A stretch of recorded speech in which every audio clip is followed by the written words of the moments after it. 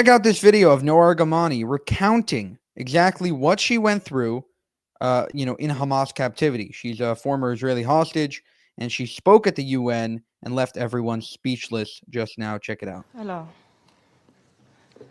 My name is Noor Gamani, and a really great honor to be here with you today. I was kidnapped by Hamas terrorists on October 7 from the Nova Music Festival with my partner, Avinatan Or.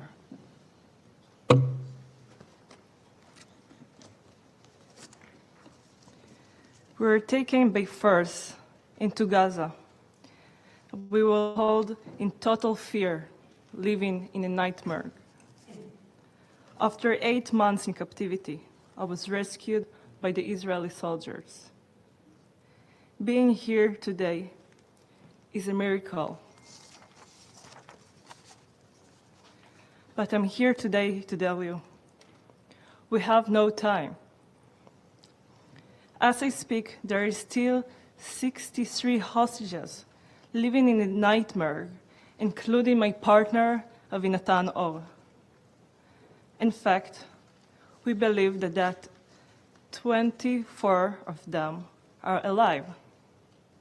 Many of them send sight of life through released hostages. Our life cannot go without them.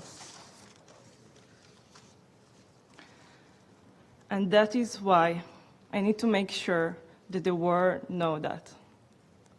The deal must go on, in full and completely, in all the stages. My partner, Avinatan Or, and many other hostages are only supposed to be released in the second stage of the deal. I want to clarify, we do not support the continuation of this deal. However, she further recounts the horrors that she experienced in captivity, and I believe that that is worth showing and showcasing here. We are talking about innocent people detained from this bed, from a dance party, from their simple life, into a pure hell. You don't need me to tell you about the 9-month-old Kfir and 4-year-old Ariel Bibas and their mother Shiri. Just a mother and her babies were brutally murdered in captivity. The crime is unthinkable. We cannot imagine it, but it happened. And that's why we cannot leave anyone there. I know what is the feeling to be left behind. I watch other hostages being released to their families. Every moment feels like the last moment of their life. Every second counts. While I was in Gaza, I was held with 2 little girls, Ila Rotem and Emily Hand. At that time, Emily was 8 years old and Ila was 12. I had to be brave, not only for myself, but also for the girls. I had to act like everything is going to be okay. And that's why I keep telling them, as long as we're here together, alive, in this room, nothing else matters. I told them to ignore all the booming, all the sound of shooting, and everything that was around us. Ila and Emily are both released in the first hostage deal after 50 days. I watched them and 2 other women who've been with me in captivity going back home to their families. As I will stay behind. I wasn't a part of any category that could be released. I can't even begin to describe the feeling of being the one that left behind. But I can tell this is exactly how the hostages are feeling today, abandoned by the world. After 54 days in captivity, it was just me, Itai Svirsky, and Yossi Sharabi. Both of them was kidnapped from their houses in Kibbutz Be'eri. We were in a war zone 24/7.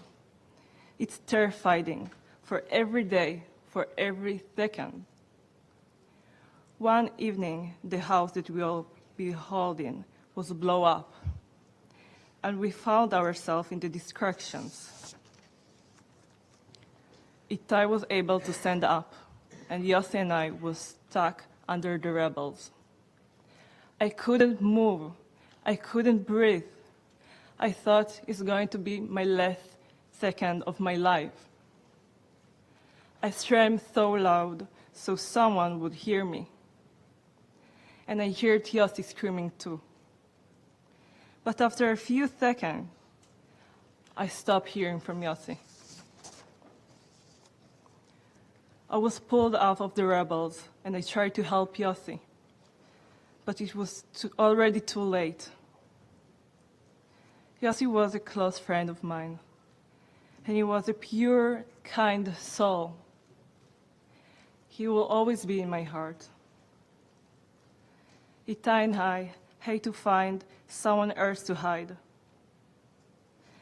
So one of our captors took us to another house. But 2 days later, Itai was murdered by the same captor. Itai was with me since the first day in captivity. We told each other everything. He was my true soulmate. The memory be a blessing.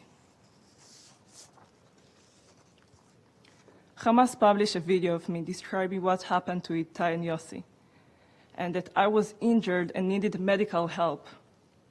But of course, I got nothing. No doctors, no Red Cross, nothing. From that moment, I was by myself with 5 terrorists holding me in the same house. You must understand, every second in captivity is dangerous.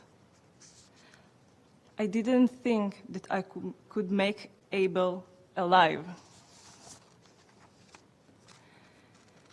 This is why it's absolutely critical that we put end from this horrible tragedy. Without immediate action, many more innocent people will be killed, including my partner, Avinatan Or. Until Avinatan returns, my heart is in captivity. Today, I come before you to say, do not let the darkness take over.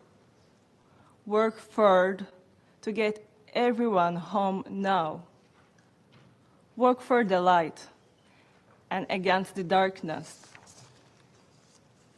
I came today to the UN to speak before the Security Council because I believe that you all, international community, must to understand that the hostages are in hell. And after losing so many friends, I can say they deserve to come back home now. What kept me alive in captivity, and until this very moment, it was something my mother used to tell me. Always be kind. So in this forum, let me end with that. Be kind to each other. And please, bring all of them. Bring them home now. Thank you very much. All right, so sadly, that's probably falling on deaf ears with the UN being so anti-Israel. I actually met this woman in person. No Argamani, very impressive, speech she gave at FIDF, and I went to that event. Very powerful there. For more, subscribe to the channel. If you want to help us make more of these videos, you can go to buymeacoffee.com/JewishUncensored. And I think that, although she didn't say it outright, we do need immediate action. We need immediate, invasion, total destruction of Hamas, and then, rescuing the hostages as she was rescued. For more, again, subscribe to the channel, share this video, like, comment, subscribe to make it go viral. Thank you, and have a good one.